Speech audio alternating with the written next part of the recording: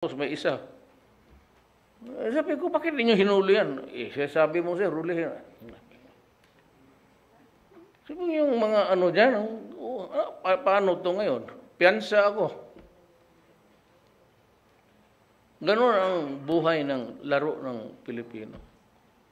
Hindi mo naman ihaan mo na may mga anak gano'n, pakulong mo. But the law is maybe cruel, hard, but it is the law. Salamat po.